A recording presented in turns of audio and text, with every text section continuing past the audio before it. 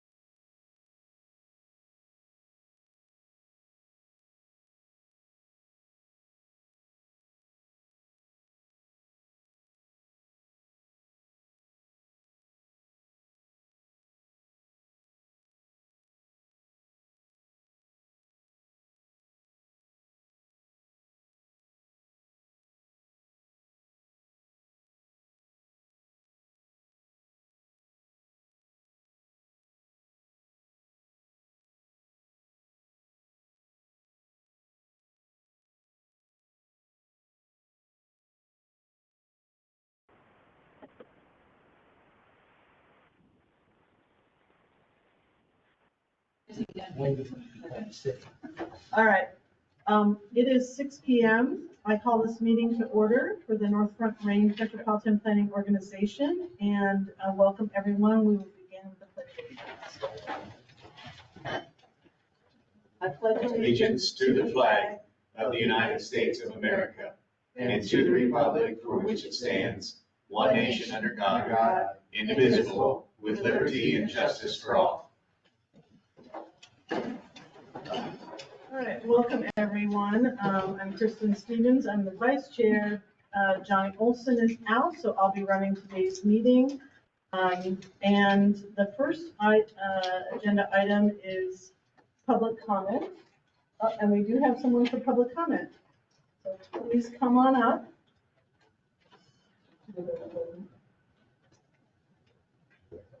I guess. Becky, should we have her go to the podium for recording purposes, or does it matter? Yeah, yes, yeah, go ahead. Yes. And you'll have 2 minutes to speak. We got some new people since I talked. But we still got Commissioner James over there. Sorry. Anyway, my name is Steve Teets. I'm in Greeley, and I'm also on the Weld County Mobility Council or Committee, now it's called, for years. And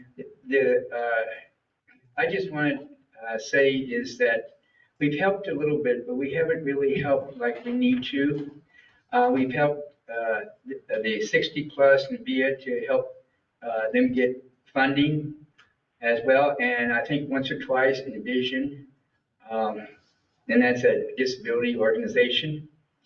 But we need to get more involved. And I think that we need to like go to like city councils or county commissioners to tell them how important a good transportation mobility for people with disabilities, seniors, and even military veterans, because they have a hard time either getting to Loveland or into Cheyenne.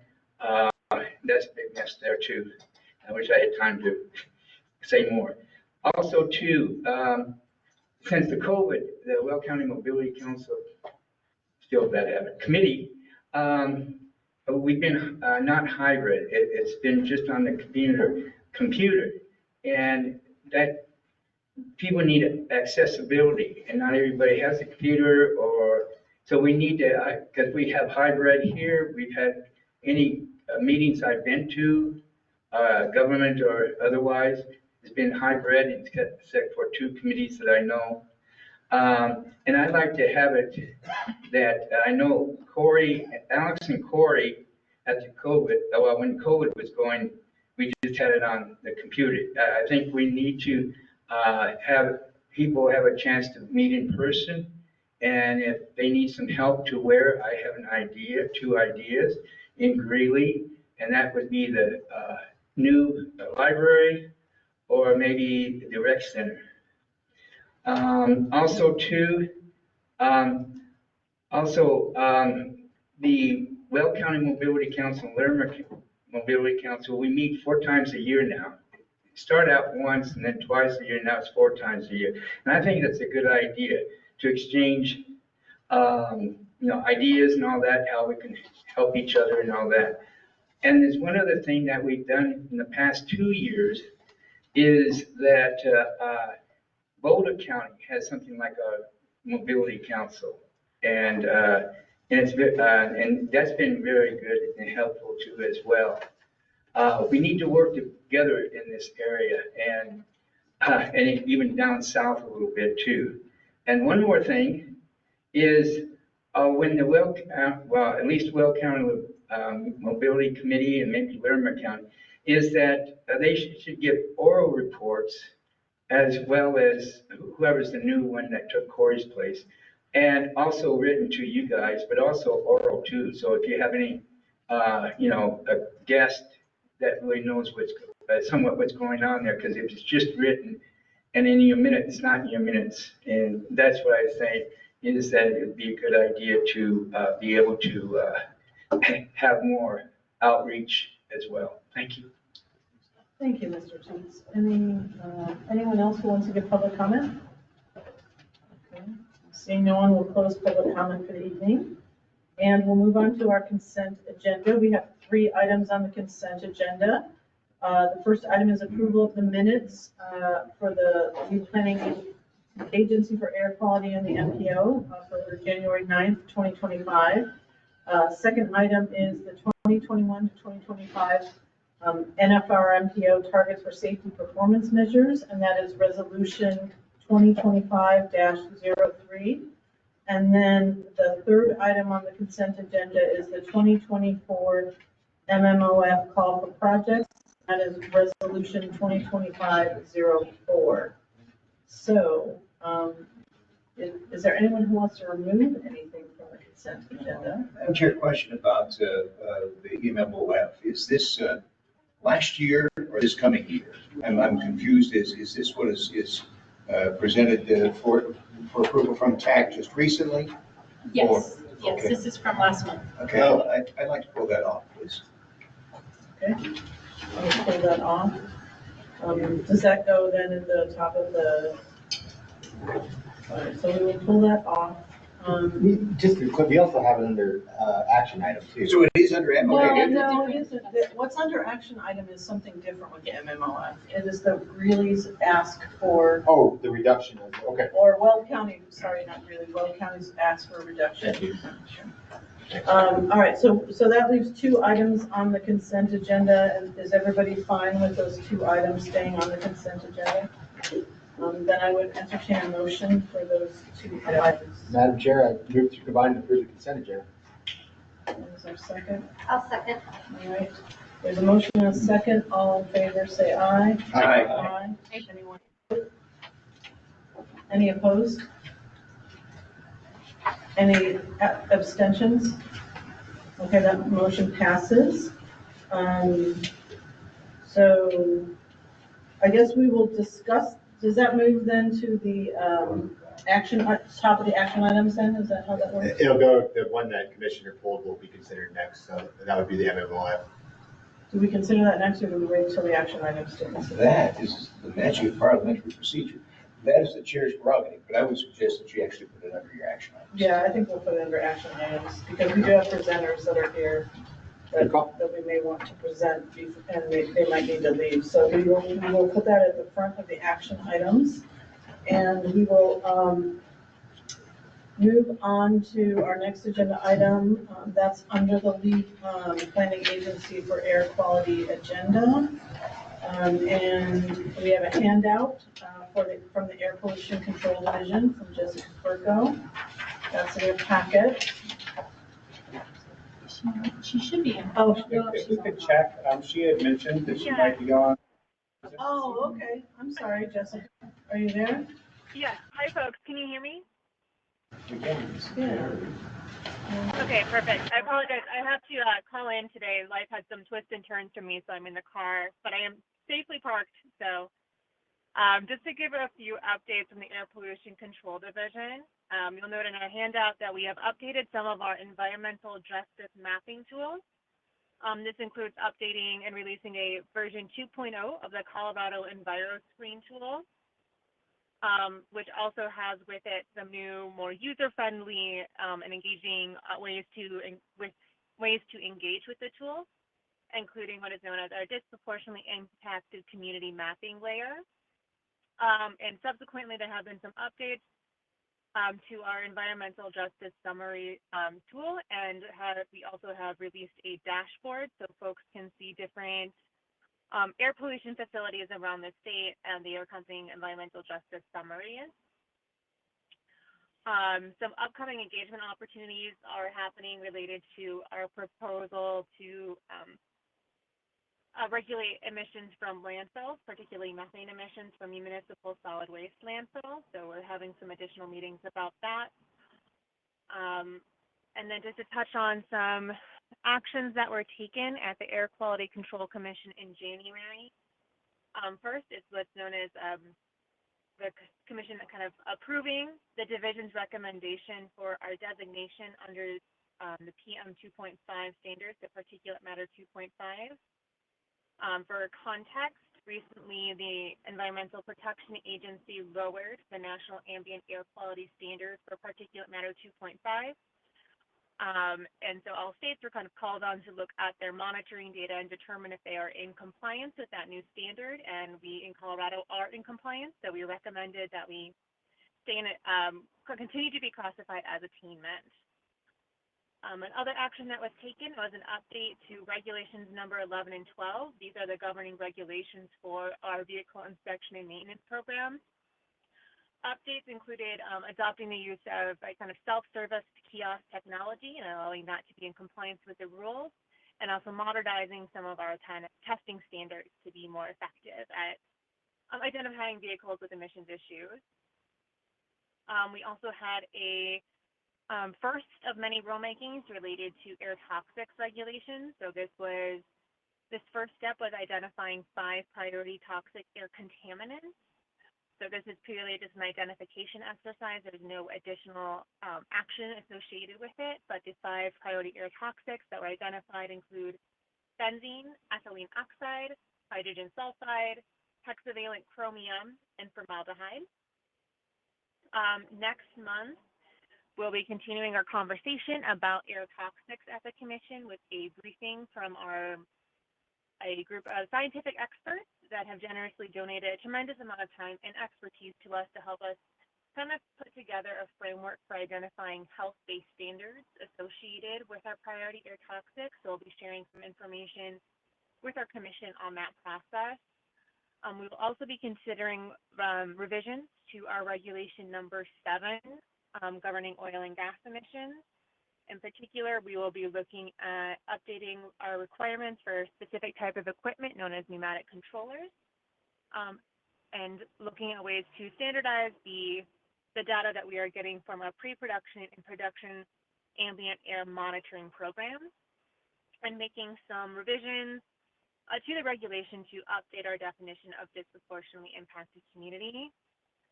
As the Commission will also be hiring an adjudicatory hearing this month as well. So I know that was a bunch of kind of disparate information, but happy to answer any questions or hand the floor over to Dina for more air updates.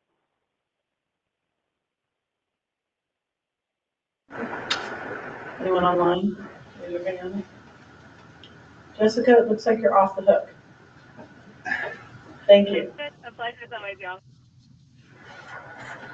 All right, we will move on to our next agenda item, which is from Dina Wojcik, and that is the NFRMPO air quality program updates. Oh, and Dina is not with us, I guess. She is ill, or she had an emergency, so Paul will be taking over that update. Yeah, thank you, Madam Vice Chair.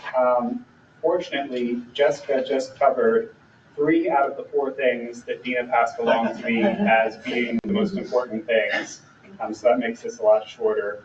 The one additional thing that I will add is clarification that Dina wanted to make.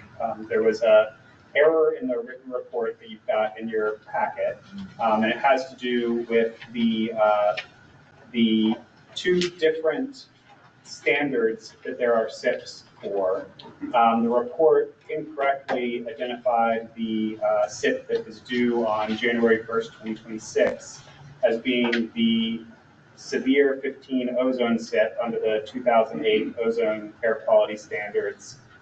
That's the wrong one. The one that is actually in process right now with the due date of January 1st, 2026 is the serious SIP under the 2015 ozone air quality standards. So she wanted to make that correction in case any of you have been following closely and got confused between those 2 different standards.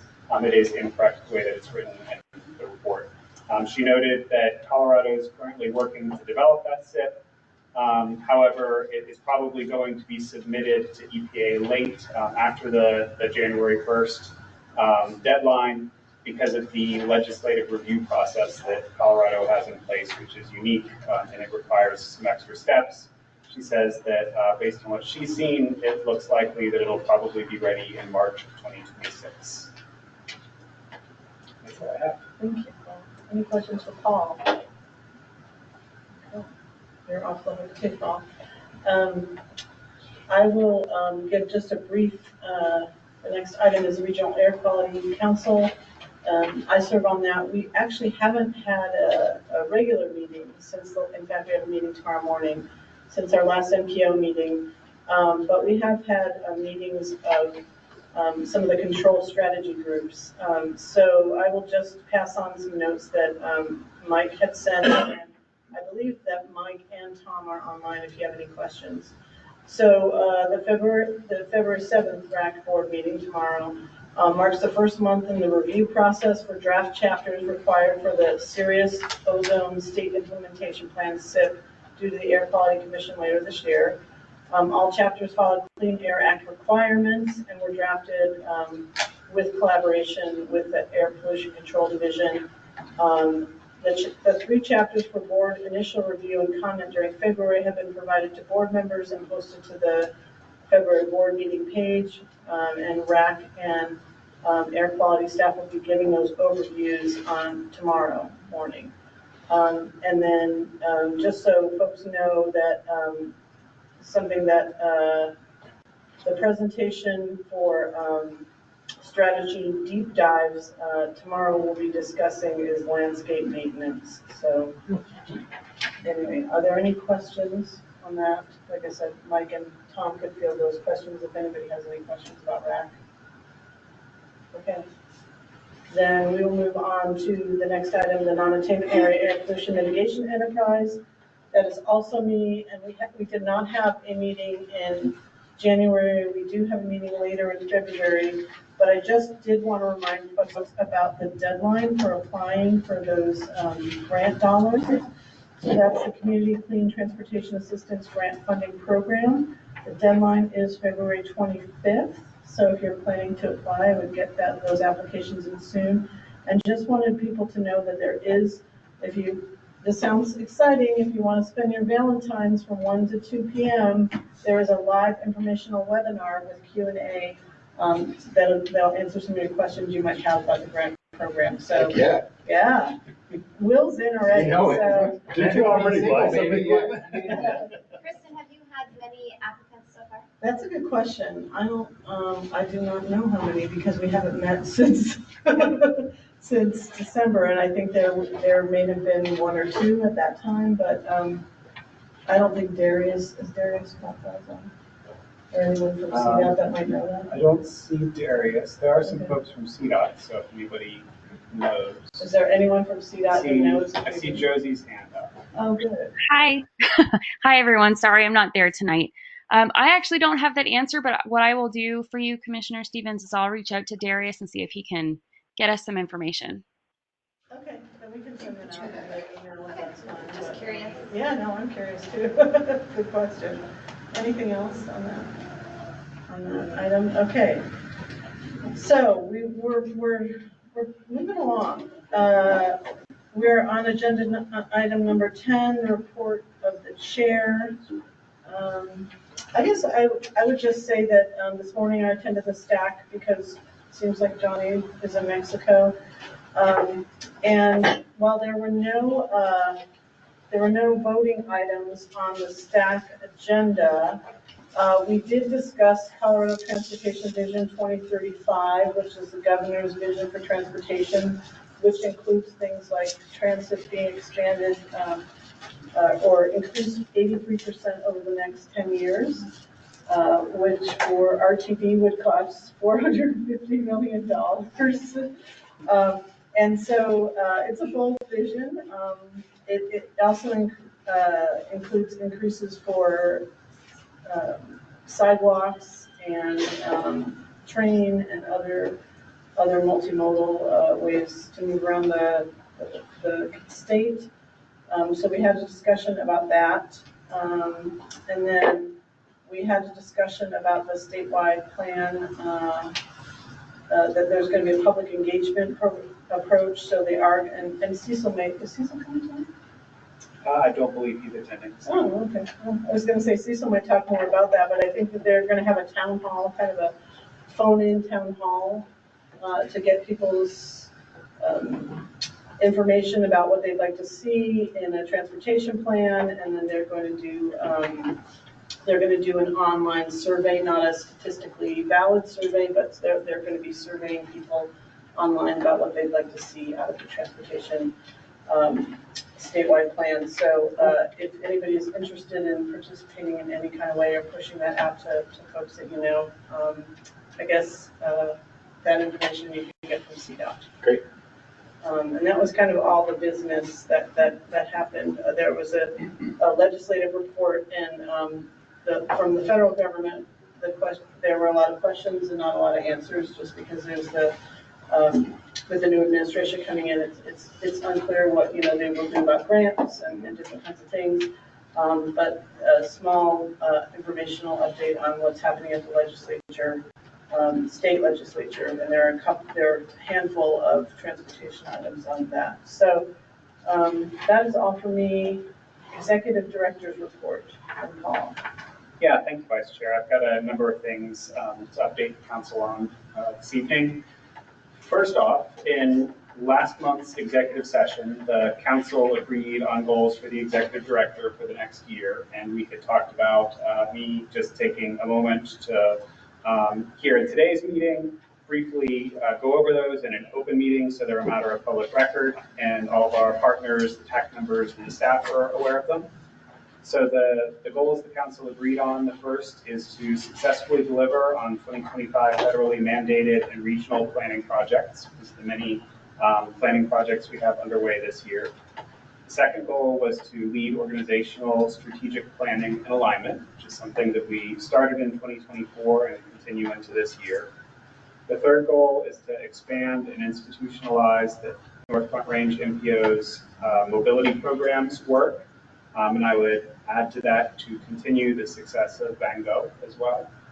And then the fourth goal, to continue to build trust with regional partners and to be effective in policy discussions. And then for each of these goals, the council and I agreed upon some specific measurable deliverables that go along with those. I'll mention in your packet this evening, there's a memo about actions taken by the Finance Committee last month. This was a budget modification to move project funding that was in an incorrect column over to the correct column.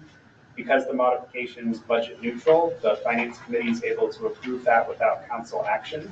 But I did want to bring it to your attention. In the packet, there's a memo describing it if you want to dig any more into it. Also, there's some good news in your handouts packet today where you'll find the results of our annual VanGo customer satisfaction surveys. For the first time, the percent of our respondents that agree that VanGo staff provides timely and helpful service is a full 100%. That's insane.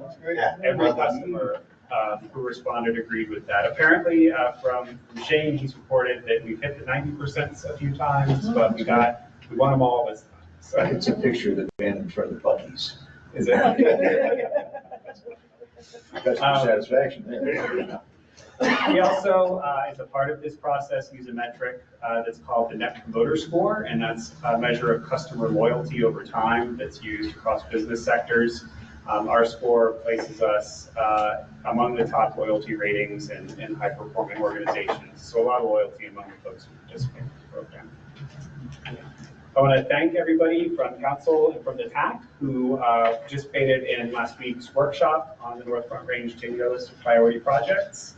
I've heard some positive feedback from folks about the conversation, and we've got a discussion item later this evening to check in on some of the outcomes from that and also the next steps that we talked about there. And my final item is just to talk as briefly as I can about the changes that are happening in the transportation world at the federal level. Good luck. Thank you. There's a lot of change happening, and some of it is going to have a direct impact on our organization because we do make use of so many federal funds. Chances are it's also going to impact you and the work that you do using federal transportation funds as well. So leading with the good news, so far we at the NPO haven't experienced any delays in the delivery of funding as a result of the changes. There has been a lot of uncertainty, especially with some of these executive orders and the new guidance from the new Secretary of Transportation and how that's going to impact the distribution of funds down the road. Some of that confusion did cause a temporary shutdown for a couple of hours for FHWA's funding platform until some of the confusion was resolved. There's currently been some action by a federal judge that is ensuring that federal funding that is already under contract continues to flow. As early as this morning from FHWA at STAC, we heard that there is the potential that if you're in the process of developing a new contract right now, you will likely encounter delays as they navigate some of the uncertainty about what the future of that funding is going to look like. U.S. Department of Transportation has been tasked with eliminating all rules and funding agreements that were enacted under the Biden administration that deal with climate change, greenhouse gas emissions, diversity, equity, and inclusion, and environmental justice. In addition, the new Secretary of Transportation has issued a memo that lays out some guidance calling for new requirements for cost-benefit analysis when you apply for federal transportation dollars, an emphasis on opportunity zones, eliminating the consideration of the social costs of carbon, a focus on communities with high marriage and birth rates, requirements to cooperate with federal immigration enforcement, and a prohibition on recipients imposing mask or vaccine mandates. So that is a lot, and a lot of it is unique in the world of transportation. It's going to require the federal government figuring out how to promulgate that guidance and turn it into actual rules. So we're very fortunate as an NPO that we have two industry associations that we're a part of. One is the Association of Metropolitan Planning Organizations, or AMPO. The other is the National Association of Regional Councils, or NARC. And they've been working together to help to interpret that information as it becomes available, and then also acting as a conduit for communication about the work that MPOs do and transportation funding and how important it is to local jurisdictions. So they've been a great resource in kind of breaking down how these changes are going to impact us in the future. So overall, I just wanted the broader council to know that we're very closely monitoring the situation. We're talking with state and federal agencies. We've been giving regular updates to our executive committee so that you're aware. And of course, if anything were to come up that was going to have a direct or immediate impact on the NPO's financial situation, I continue to work with the executive committee and the broader council to make sure that we navigate that. We're fortunate we're in a very stable financial situation as an organization. We also work on a reimbursement basis for our federal grants, and have built into our process a couple of months of time there. So even if there are delays, we have the ability to generally absorb that into our process. Unlike some smaller organizations that are needing to have direct, frequent access to the federal funds, those are the ones that are more likely to encounter problems. But at least at this point, we're able to proceed pretty much as normal, monitoring the situation as it evolves. Do you mind? So, was one of them, did you say low birth rate?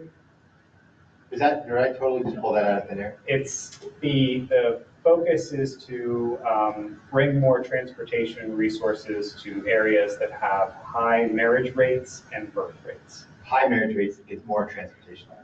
High birth rate, okay, so more. That's the broad guidance. Do we know the idea behind that? What's the reasoning for this? I couldn't speculate. Yeah. Do you know? Well, Colorado's ranked 44th for birth rate, so I would say we will. See ya. Yeah, we will not, and then. Maybe the idea was that you have more kids walking around, they need more transit. Well, I will tell you the top 10 states are South Dakota, Nebraska, North Dakota, Alaska, Louisiana, Iowa, Kansas, Texas, Tennessee, and Utah. So. And I do think that that's one of the situations that is going to require a lot of figuring out, because marriage rates and birth rates are also not the same in all places. And sure. So in developing a rule, there will have to be a determination of, what is the ratio and on what scale is it being measured. Yeah, does this go down to municipal level, or is this just at the NPO level? Because we're all different too. I think it's a state level. Oh, state level, okay. Let's say I mean, that's we're got a lot of right. kids, we're about to get a bunch of transportation dollars. That's good. Get on it, Will.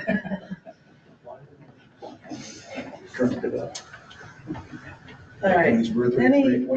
Any There you go. questions about any of that? Pretty good. Oh, thank you. Thank you, Paul. As Paul was saying, the Finance Committee didn't meet, but approved the modification, and that is written in your packet on page 32. I know you all want to look at that. Legislative report is also written. I would call attention to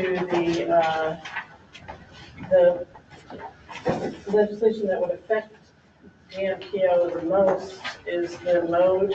Let me find it. It would probably affect a lot of you, honestly, is the increased transportation mode choice reduce emissions, because it calls for creating some plans around public transit and mode choice targets. And so I think that would be something that the NPOs would have to do, but also communities over 25,000 people would have to do their own planning. The state would have to do some planning. So Funding allocated with? no fund. So it's an unfunded mandate. So the fiscal note. Imagine that. The fiscal note referred to a couple pots of money. It referred to the NAPME. Interestingly, which it was my understanding that the NAPME couldn't just be, that it had to be used for implementation, that it couldn't necessarily be used for planning. So that is unclear to me. It also referred to MMOF, which we've allocated out for several years in many cases. And then there was some reference in some additional amendments that I've seen that talked about potentially some CDOT money, but it never really was clear if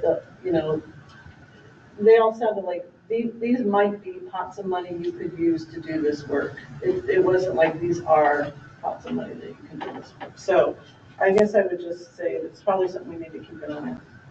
What's a mode choice plan? It's like, Ding, ding, ding, ding, It ding. means Show like, some you more. know, so do you have a plan for we're gonna hit building out? 25,000, we don't have. All right, do you have a plan for building out your sidewalks, your Oh, bike okay. infrastructure, your, any transit that you have in your community? Okay.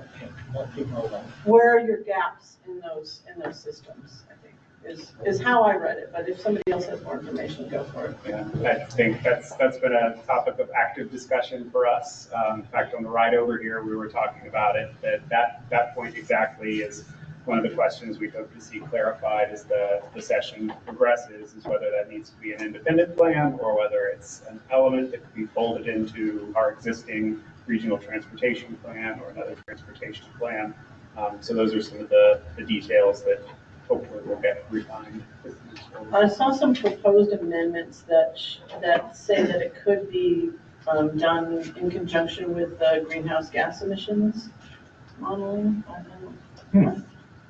Okay, I don't know what's gonna. I'm not judging, I just wanted to No, know, you so it can, looks like you there'll know, be, you're welcome to judge. that's what I guess I would just. I got 10,000 more population, then we'll hit 25. Yeah, I guess I would just pay attention to it both, we should pay attention to both on the MPO level and on the, you know, and for our communities, just to make sure that it's something we can do, and as Commissioner James says, you know, is it an unfunded mandate? That's unclear, the fiscal note is unclear in that regard, so, I guess stay tuned. And I would say that there are amendments also looking at removing it from local communities and just having it the MPO. I also saw a weird amendment that. You guys got time, don't you? Time and money. Yeah, Well, I would think that anybody who operates a transit agency probably has their gaps identified, right? You know, you kind of know where you need to do some of this work, so. Yeah, it's just those plans, I think, most municipalities would have something like that. Right. All right, well, we'll move on.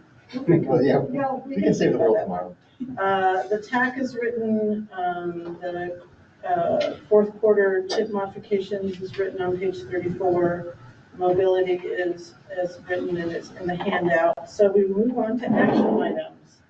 And our first action item will be something that was pulled off the consent agenda, which is the MMOF call for projects resolution 2025-04. So Madam Chair, when I take a look at resolution 2025-04, I am given extreme heartburn by the project number 1 under category B. We are allocating $567,661 taxpayer dollars to a project that may not happen, that very well at this point in time will not happen. Front Range Passenger Rail, to my knowledge, and Will correct me if I'm wrong, have you chosen the direct, you know the exact route? As far as the alignment, yes, as far as the station location, no. Yeah, this is a study for station locations. Will the train get there and on what day? Good point. We have to pass a tax. The taxpayers must vote on whether or not they want to be taxed to provide that service. Yet we want to spend $567,661 taxpayer dollars to study something that may not happen. And I find it abhorrent. I take a look at the projects that are 3rd and 4th in those ratings. 10th Street Transit Vision for the city of Greenland, Green's Acting Loads plans. Those are plans that are ready to go. They can be funded and be implemented as soon as the plans are done. At the best case scenario, we complete this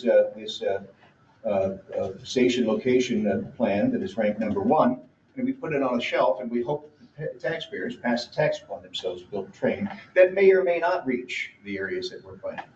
I think it's an absolute squalor of taxpayer dollars.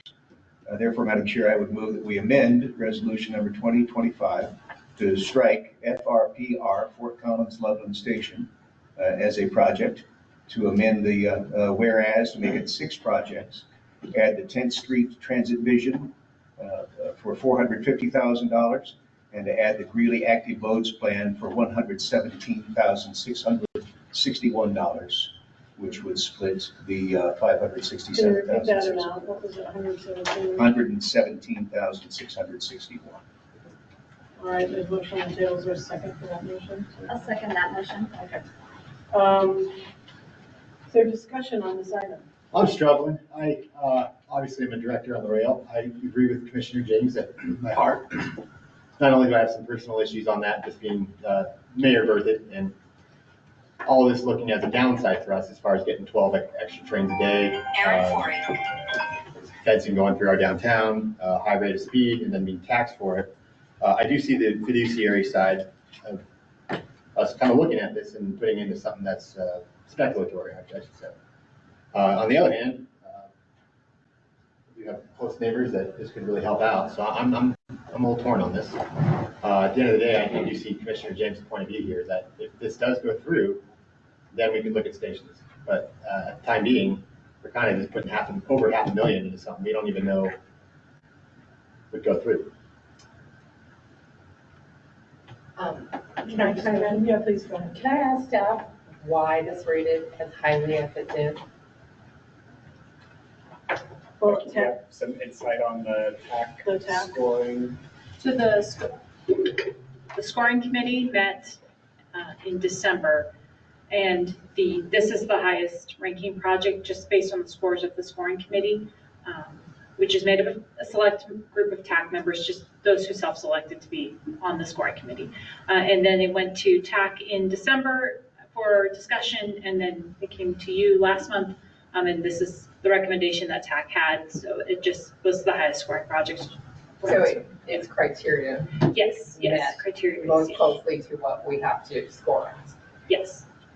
Okay, and then I would say, when two polls have been done on how well front range passenger rail would meet needs and if people support it. And in both polls, those have scored very well. And especially, I would say, Weld County now being excluded from the district, that there is strong support for front range passenger rail. What we have found as the district board to be the thing that is holding back front range passenger rail from moving forward the most is that we have identified the communities where the stations will be located, but not having that pinpoint on a map is really what's holding us back. And once those stations are located, that will help improve support, and it will be a key point in helping to publicize what front range passenger rail really looks like. I got to speak to Fort Collins Rotary Club last week. It's a diverse group. I was surprised at how diverse it was, ranging from college students up to people in their 80s. I can't tell you how many people came up to me after my talk, so supportive. And one thing that really moved them was there is no alternative to I-25 right now. Yeah, I lived in Maine, and the saying was you can't get here from there because there is no way to get across the state. There's no east-west road. Well, I would argue when you're in Colorado, it's kind of the same concept. You cannot get down the front range if there's an accident, if there's bad weather. You have no safe way to get there. My husband for 12 years worked in Denver, and every morning when he left, I feared he wouldn't come home alive. And having lived in other places, knowing that you can hop on front range, you can hop on a rail. We don't have that here, and it's just, I think it holds back our economies. It holds back the safety of our transportation system. There is support, and I think that we need this to move forward. Our TAC, our technical advisors have said this project rates the highest. I understand Mayor Karsek's perspective, and that, yes, Berthoud is being overlooked at this time, but they are being considered on the second round of stations, and if this doesn't move forward now, there will never be a station in Berthoud. And I think there's very good reason to support this. We have the criteria for why it should be moved forward, and we have a public that's asking for a way to get to where they want to go in a safe fashion, and this can provide it. So I hope that we as a group can support what will help move forward transportation in our region. So that's all I would say. If you're willing to speculate $567,661 taxpayer dollars on the record, that is fine. I cannot do that. It is a speculation. It is a gamble. It is to put money in. And of course, tax scored it high because it would score high if we knew with certainty that a rail would get there. We don't know that with certainty. That is a decision of a policy body like this one to make. Now, if you're willing to stand behind a policy that gambles taxpayer dollars, that is certainly your prerogative. It is not mine. I simply cannot do that. I would be fully supportive of this proposal if there was certainty that the train would get there. There is not certainty that the train would get there. There's certainty that really will implement the 2 studies that they are going to receive if we move forward with my amendments. I would suggest we support that because I'm not willing to gamble with taxpayer dollars. Go ahead. Yeah, if I may, I think one thing you got to consider in the planning of the train system, if we wait until the voters approve it, which is now 2 years away, 26. If you wait until the vote is taken and it's a positive vote, you don't know where your stations are. You don't do it beforehand. It's a lot of money. Obviously, Loveland's looking forward to it. I have some ideas. Keith knows what they are in terms of locations. We gave it some preliminary thought. It's not going to cost Loveland, I don't think, that much money to further study and pinpoint exactly what the station might be. I understand what you're saying. As far as the ranking goes, I'm assuming there's not a criteria in there for probability. Like there's not a 60% probability it'll be there or whatever. So Like a tax approval? yeah, that's not factored in, and I'm not privy to the meeting formats. That's why I want to be on the rail commission, and so I got to believe what you're saying. I have no reason to doubt that. So Loveland is a big proponent of it, obviously, and so I'd like to see it stay that way. I guess I'm with Scott on this one too. It'd be different if there was more guarantee on it. Like if this is something that would help move forward, I'm in support of more studies, but when there are dollars that could be put to work right away with projects in hand, especially since everything on here is big, there isn't small projects, smaller towns being, everything is all of the larger communities this time. I agree with the putting the dollars to work where they could go to work right away instead of in speculation or hopes of what comes next. Does anyone online want to weigh in on this?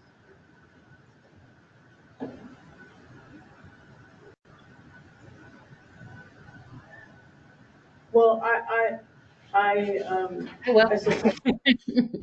I'll weigh in and say I hadn't thought of, and I'm really glad that Commissioner James had kind of brought that up, and I'm kind of along the lines of, and I'm kind of noticing also it's the communities that aren't directly affected that we're actually probably dragging our feet just a little bit more.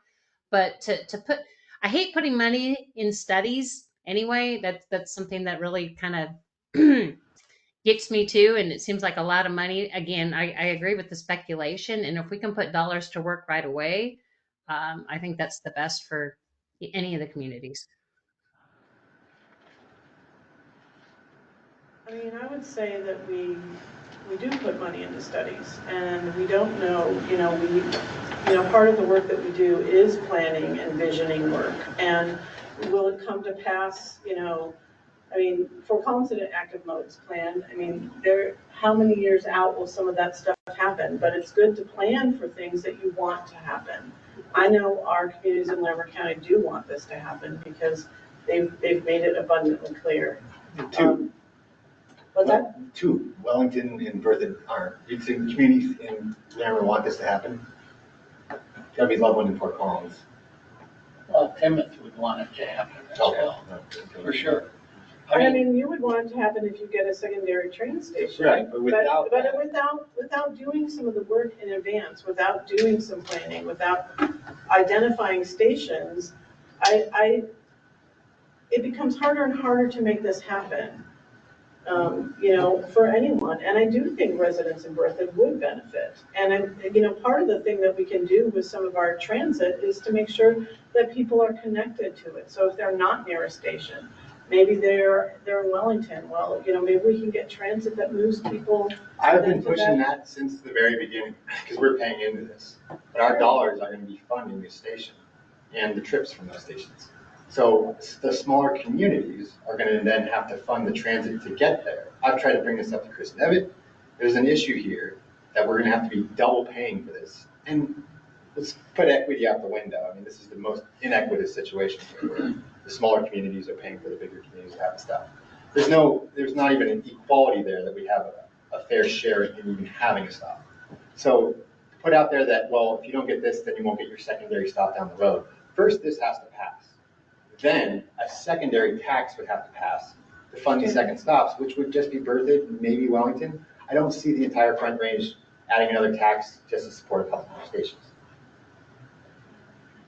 Well, I think there's other opportunities to figure out how to fund stations, when it comes to actually building the stations that are being identified.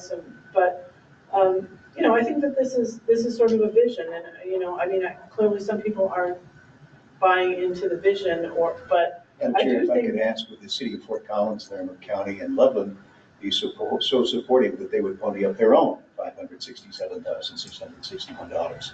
If you are such believers, then go ahead and pay for it.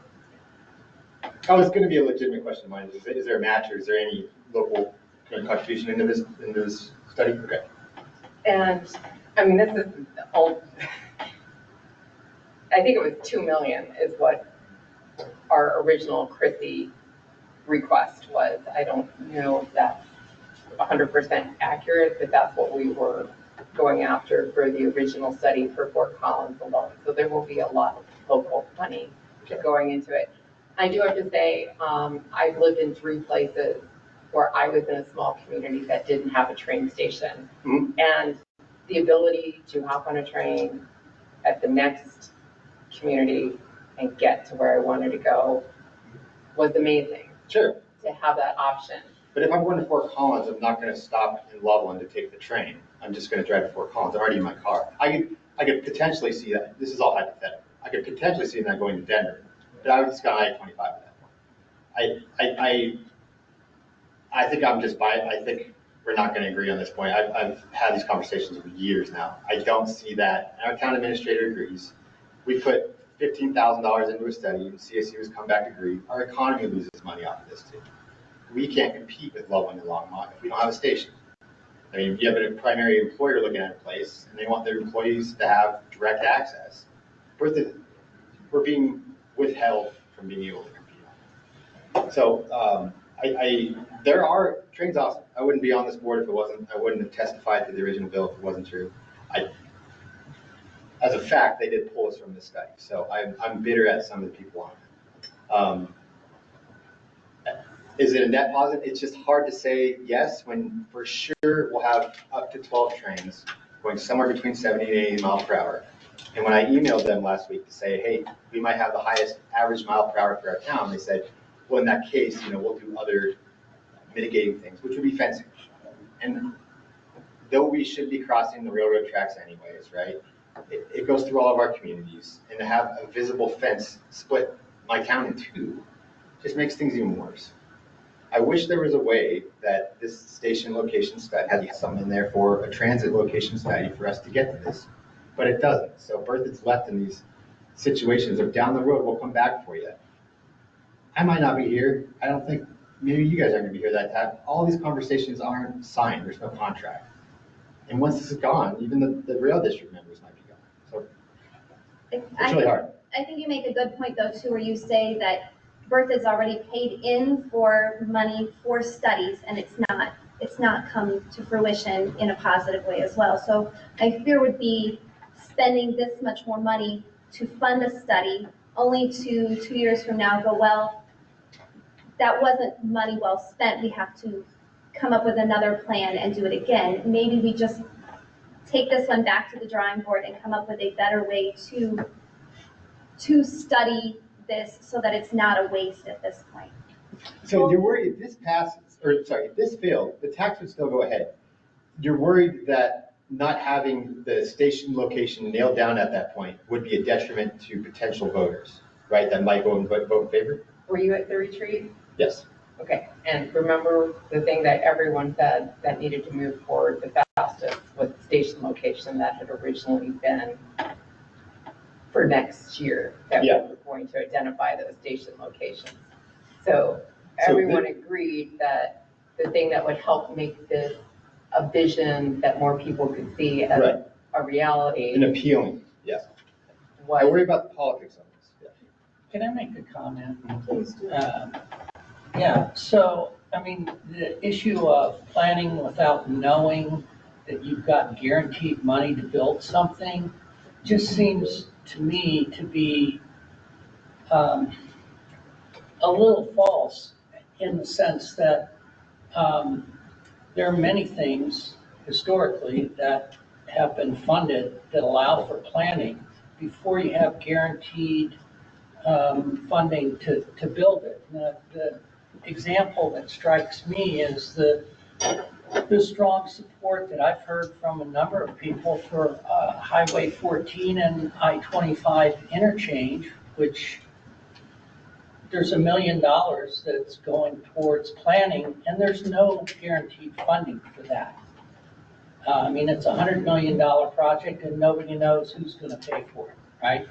Yet I haven't heard one complaint about funding for planning for that because it's a real regional need, right? And it seems, and I know if I were in your shoes, I'd be a little ticked off that I didn't have watching an 80-mile-an-hour train go through my town and never stopping. I'd be unhappy about that too. But a rail from Denver up to Fort Collins or farther, and I don't know enough about what the end game plan is, but that will have a huge economic regional impact. It'll, from an economic perspective, you talk about businesses moving here. It'll draw businesses here, and it'll have a regional impact, whether it's in your town or not. Right. And secondly, I agree with that. And secondly, with regard to the impact on transportation, it's going to take pressure off of, certainly off of the north-south routes for our transportation, and do it in a way which is better for air quality and better for health and safety. So I just feel like you have to do planning in order to get things built, period. So from my, and I get where you're coming from. I mean, You got two projects 10th ready to Street go. transportation, definitely, that's gonna happen, right? I mean, Yeah, will happen. Madam yeah, Chair, it's gonna happen, whereas this thing may not happen. I mean, you guys were at this retreat, and apparently it's a high priority item in order to get funding, and it's a high priority item from the tax. So I don't know. I'm in favor of keeping it on there, given those factors. But I respect your perspective.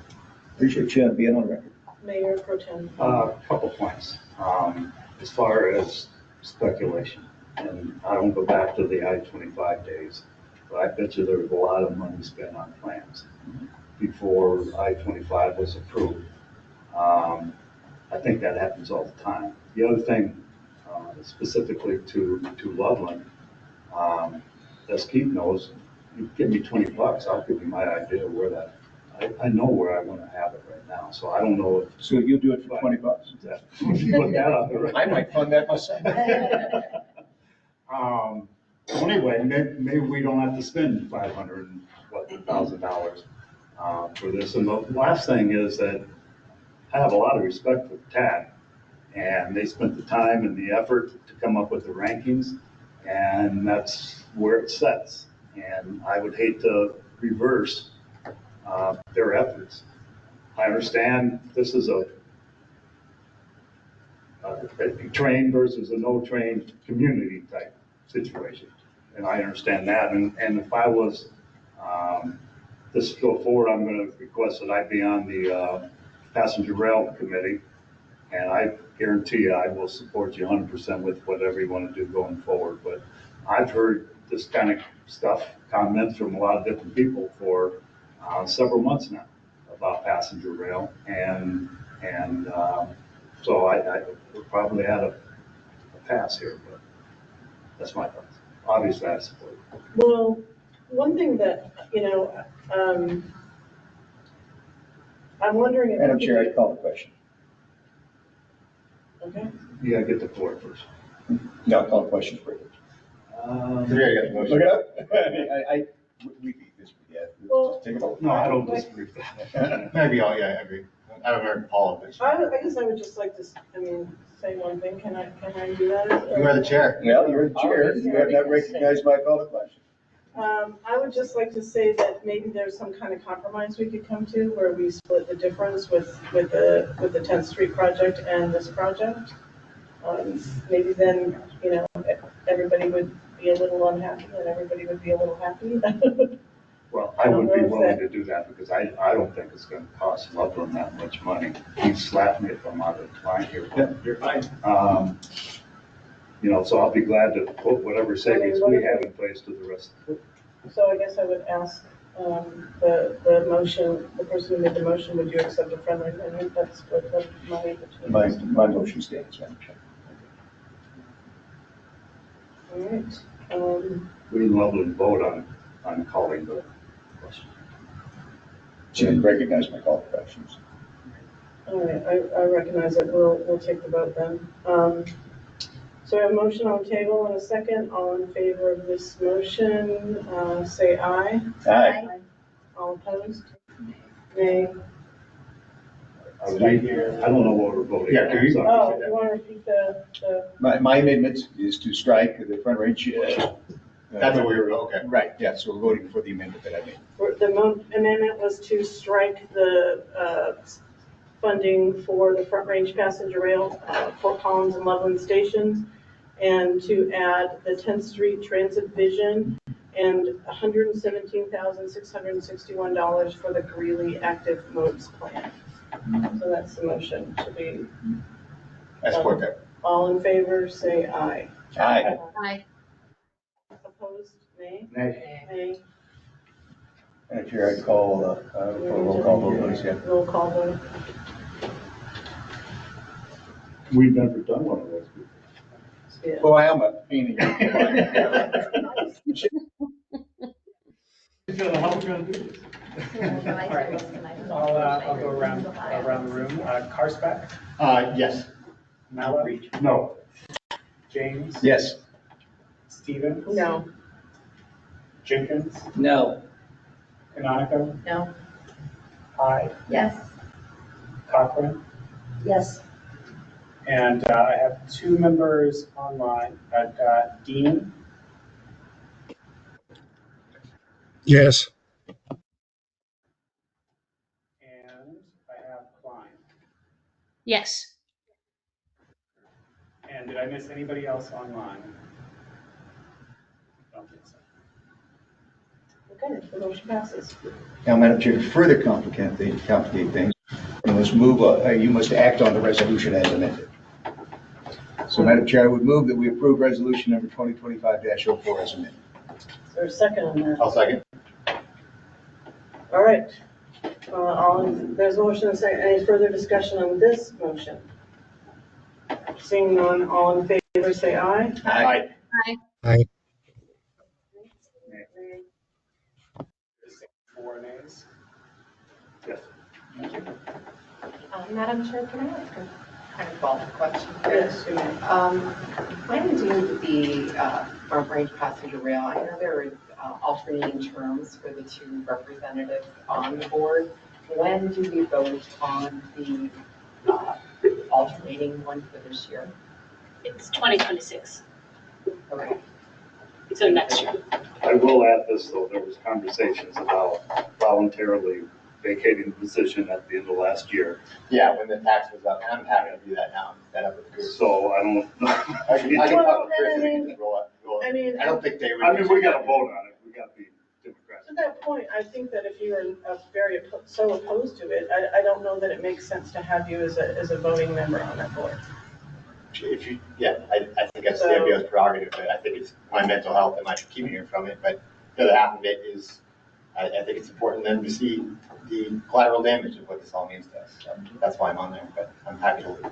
That's extremely loaded term, but That's okay. exactly what it is. All right, well, we will, I mean, decide on that later, I guess. I don't think we have to though. If I would like to, Somebody make I can just talk to Chris Nevin. Let me talk to our FRPR chair. I'm sure you'd be happy if I resigned, and I don't think we would pull up that application from 2026 and we could bring it forward to now. And We vote on would it. just need to pass a resolution. So the council would just need to pass a resolution amending the term and whatever the term is, because I don't know if they would make it be until 26 or would this be a new 4-year term? We can work on that before Yeah. next meeting, correct? All right. Yes, yeah. So we'll do that at the next meeting then. All right, so our next action item on our agenda is the 2024 MMOF copper projects, the Weld County local match reduction request. And Becky, do you have some information on this one? Just really briefly, so Weld County is requesting a reduction on the MMOF match with the on-demand transit project from 50% to 25%, so it's not a zero reduction, it's just to 50%. The council previously approved this when this project was first approved for MMOF funding in 2022. And the TC must act on this at their meeting in February. They approved it last time, so we just are requesting that the council approve the resolution for the match reduction, and then tomorrow or whenever I have the signed resolution, I will submit it to the TC staff, and then they will act on that this month. So Weld County want to give any additional information on this request? Yeah, what I'll say about this is, we're working with several communities in Weld County and also with Timoth, that's in majority in Larimer County. But obviously, with this program, every cent really counts in bringing this together and working with our communities. This match reduction really helps make this program feasible for us. So just be really requesting this on behalf of the communities that we're working with, and appreciate the support on this request. A motion for this item, or any further discussion, or any questions that anyone has? Is there a motion on this item? I'll move to approve resolution 2020-2025-05. Second. Second, any further discussion on this item? Anyone online? All right. Seeing none, all in favor of the motion, say aye. Aye. Anyone opposed? Anyone abstaining? All right, that motion passes. Move on to the January 2025 TIP Amendment Resolution 2025-06. Hello, everyone.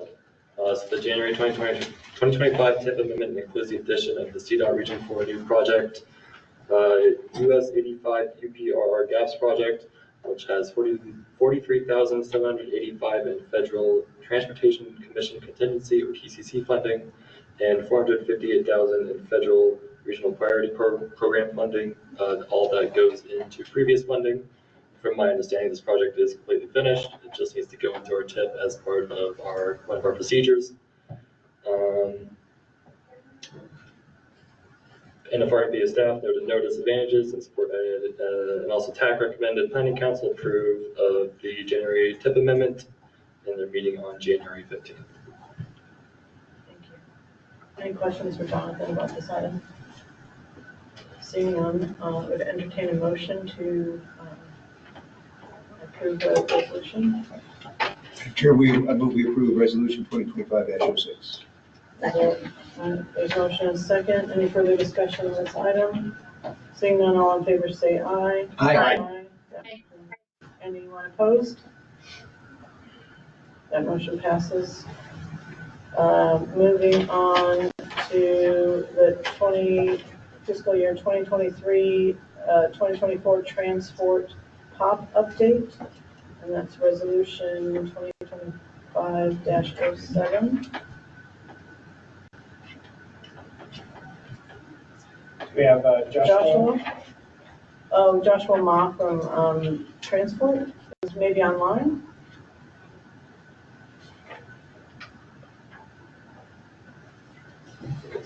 Or not. Becky, do you have any brief background? I can speak. I can speak to it. Let me go back to it.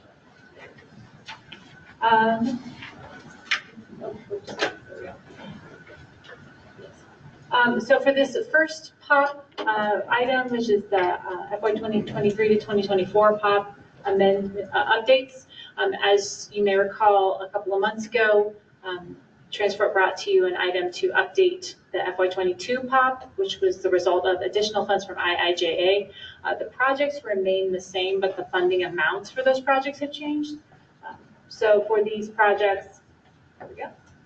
It's additional funding for each of these sources, so 5339, 5307, and then 5310. So they are needing to, because it is more than 50, they have met the threshold for requiring an amendment to the POP, as opposed to just its additional funds that they just roll in. And so that is the request from the city to add to this. So for these funding amounts here, it shows what the changes are to the apportionments. Any questions for Becky on this item? Anyone online? Seeing none, entertain a motion for this item. I move to adopt resolution 2025-07. I'll second. All right, there's motion and a second. Any further discussion? Seeing none, all in favor say aye. Aye. Anyone opposed? Anyone abstaining? All right, that motion passes. Move on to another POP. 2025 Transport POP, Resolution 2025-08. Yes. So this is the new POP that they are wanting to request addition to the TIP. So they, as was required for a new program of projects, Transport went out and did the public involvement, so that is something that we don't have to do on their behalf. So they did their public meeting in December. There were no public comments. They had a couple of projects that they would need to talk about here.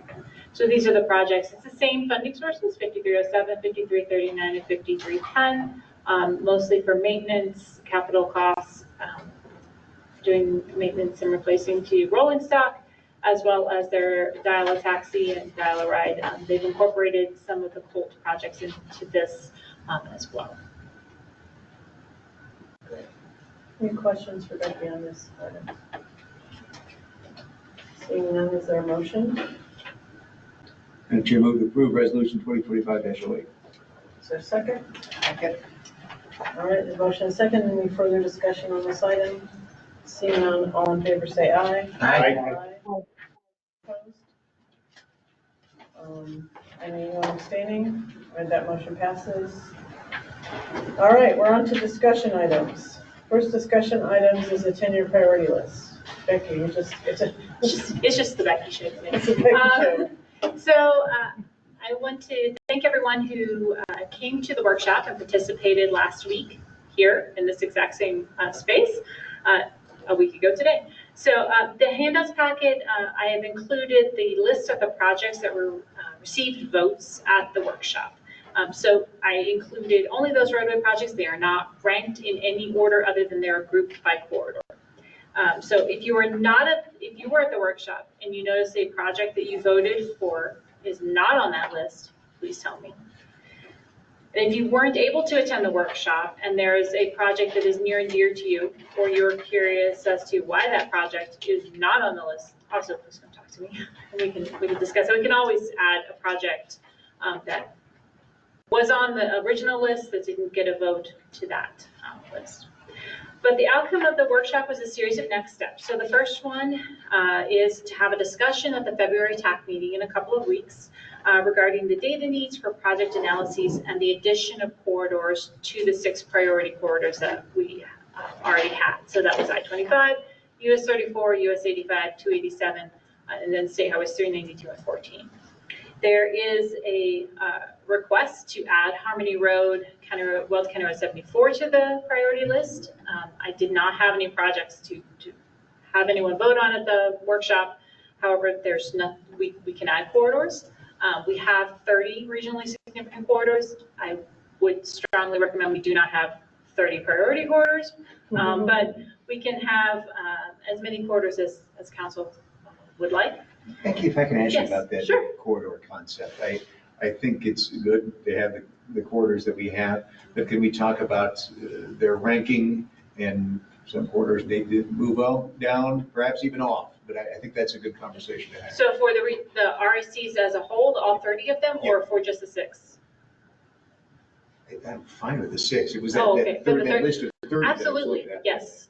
Yeah, we could, yes, we should and could, we can and should do that, especially ahead of the upcoming RTP. So But yes. TAC will take a look at Yes, that. It'll come yes, out. Okay. yeah. So we'll do that, and then we'll have a discussion with what that outcome is. So what those data needs are, any additional corridors, things like that, at the March council meeting. And then we'll have a TAC workshop at some point in time to be determined in March. Hopefully we can get that scheduled to talk about the data needs and work through that. And then also the figuring out when we would do the RSCs ranking. And then a second workshop like we had last week. So a joint one with TAC and council at some time in April or May, depending on schedules. Any questions? Any comments? Questions? I thought it was a really great exercise. It was, great to see the projects again, and yeah, I think I'm looking forward to further discussions on this because I think that It was very efficient, I thought. Yeah, so I didn't agree that I had a work obligation, but it sounded really good. The little dots were kind of hard to get off the paper. I will get different dots next time.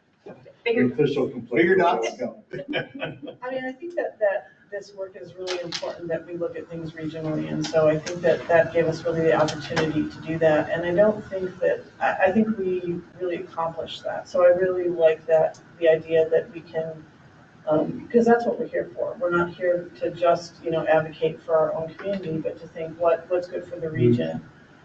How, we work together economically in so many different ways. And so coming together, being able to do that, to see that there were projects that were spread throughout the communities that received votes, I think that was encouraging. So I thought it was a great process, and I look forward to continuing the process. Any other questions or comments? And by looking at the projects that we move forward with, we have a very expensive taste. That's right. Okay, thank you. Thanks, Becky. What's next? Oh, it's still me. You don't get to get rid of me yet. No, and no one wants to. No one wants to, Becky. So it's national performance measures for your target adjustments. So as you may recall, I came to you a few months ago to talk about a series of performance measures that we were working with CDOT on to do new targets for, new 2-year targets, because it was the midterm of the 4-year target setting period, and CDOT had elected to change those targets or to modify them and update them, and then we as an NPO were required within 180 days to take action on that. CDOT has also looked at several other targets that we are not partnering with them on, but we still have to take action on. So this particular target is the percentage of national highway system bridges by deck area classified in good condition. It's a long. I will, sorry. it is this one right here. So we had 2 years ago, ahead of our RTP that we adopted in 2023, adopted targets. So we adopted all of these targets as the state's targets. So we supported the state's targets. So our targets actually meet all of these, with the exception of this one target. We were with the 36%. They have increased the target to be 38.5%. And so the request from CDOT, well, not the request, but what we need to do as an MPO is we need to reaffirm that we support the state's target. So increasing this from 36 to 38.5%. So Jacob Kirschner, who spoke to the council a couple of months ago, he is on the line if you have any specific questions about this. But this is one of those where we don't really affect the ability for the state to meet this. We don't have a bridge pot of money. We do not fund specifically bridge projects. But this is something that we are required to do as one of the federal performance measures. But I'm happy to take any questions, and if they are more CDOT questions, then like I said, Jacob is on the line. Any questions? Commissioner James. You're asking me to affirm CDOT's ability to do something. CDOT, do you have the ability to do what you're asking me to affirm? There's Jacob. Jacob, there we go. Yeah, so currently, if we look at North Front Range MPO and the current condition of bridges in the North Front Range MPO area, you're currently sitting at 56.7%. So you are achieving that statewide target. And these targets are just a way for the state to coordinate with its metropolitan organizations to set targets across the state so that we can achieve our overall bridge in good condition target. And so if you look at CDOT's overall condition, we're actually sitting at 37.3% statewide. And so we've been trending upwards. We've achieved that target of 36%, and we think as a state, we'll be achieving 38%. And so in line with FHWA's decision to have data-driven targets, we've moved and opted to adjust our target to 38%, which is where we think we'll be sitting at the end of 2025. For the North Front Range area, it's not a worry of missing the target. I don't see the North Front Range MPO bridge condition dropping 20% in 2 years. So North Front Range MPO would achieve that target of 38%. So we're just adopting this updated target, or not tonight, but yeah. Yes. I mean, so, we're already making. Well, I'm going to say CDOT can do something. Apparently CDOT can do it. Looking forward to the continued expansion. Is any of the reason that our numbers are so high is because of some of the bridge replacement that happened with I-25? Or is it just that we've been able to keep our bridges in shape better? I don't want her in good condition. It is due to the deck area, so it's not calculated by if a bridge is in good condition.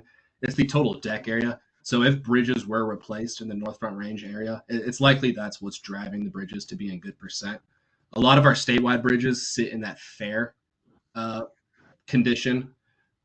And so it is likely if bridges were replaced, that's why there's a higher percentage in the North Front Range area. And I'd have to dig in the data more to understand it, but that is my initial thought. Just curious.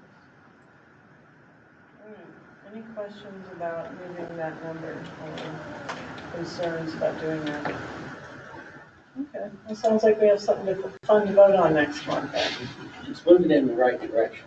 I mean, we're 50%, over 50% good. So I mean, like Commissioner says, it wasn't very good in college. Yeah, 50%. Pretty good for It's CDOT. all relevant.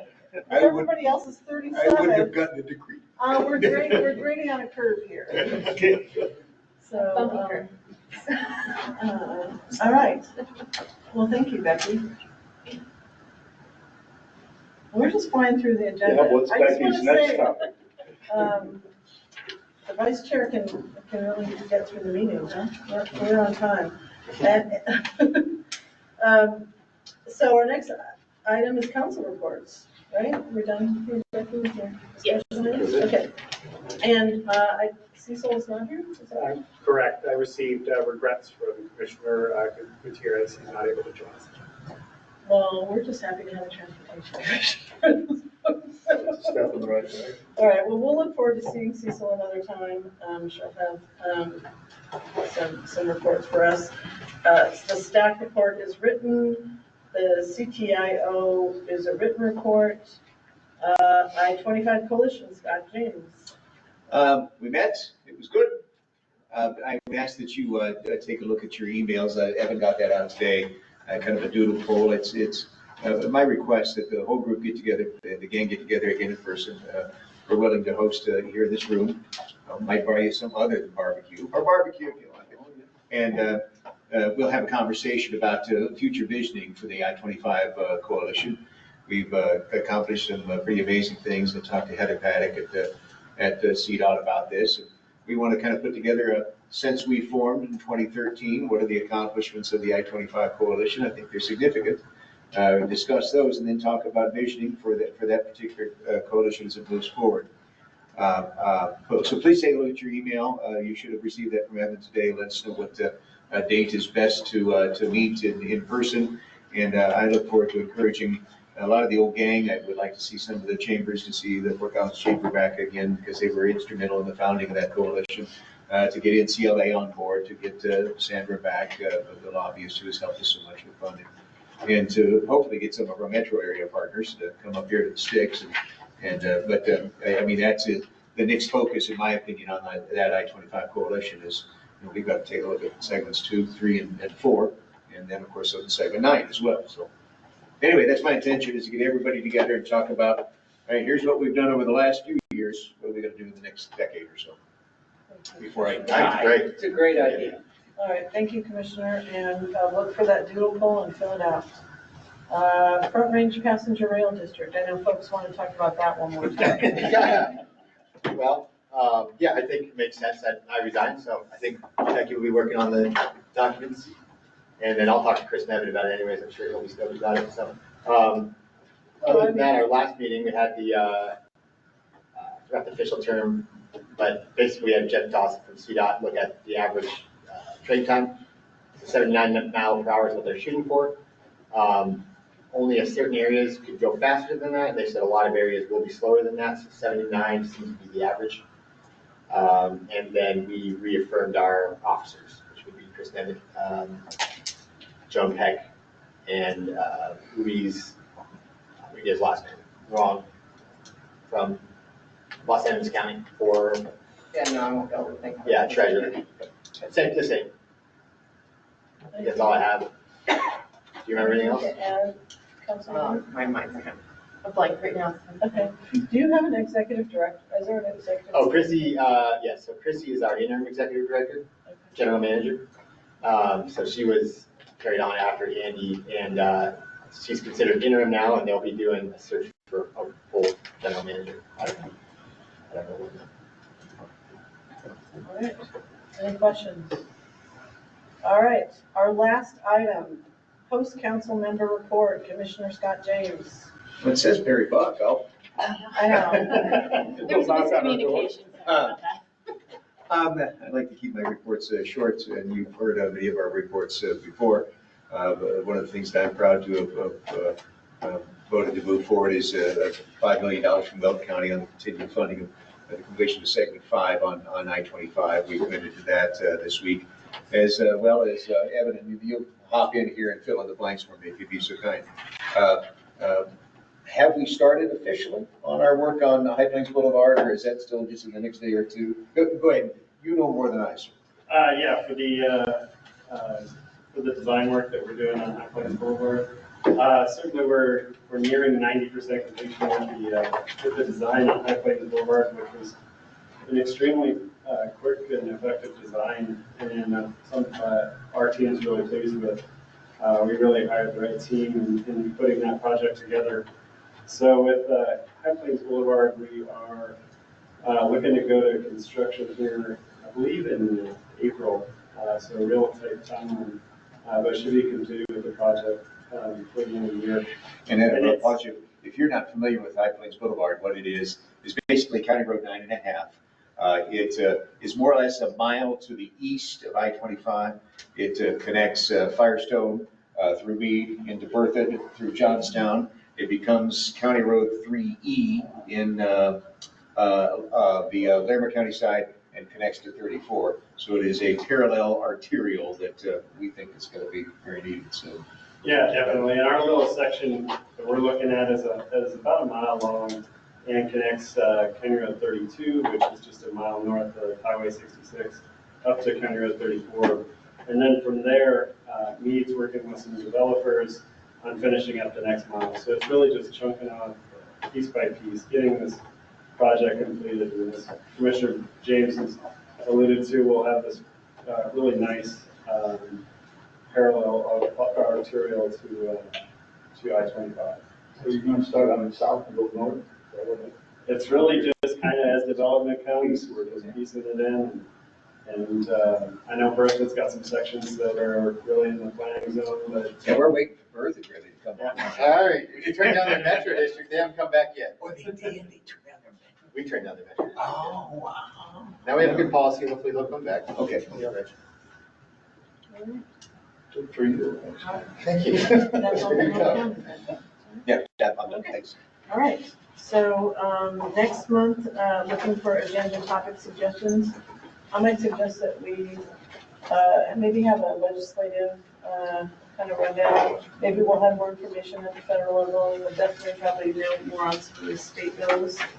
So that might be not bad to just kind of discuss those. Our next meeting is March 5th, 2025. It's March Larimer 6th. County will be March hosting. 6th. That was in, Oh, yeah. they'll come on the 5th. It'll be there. It's always a Thursday, we know that. We won't Well, be the vice feeding chair you said that. I mean, but there won't be dinner. So come on the 6th. Scott will be there. He's gonna I'll be in Palm Desert, sorry. Yeah. Might have butt come. soaking up the sun. So this meeting is adjourned. We'll see you next month. Thank you. Thank Good you, job. President. Thank you.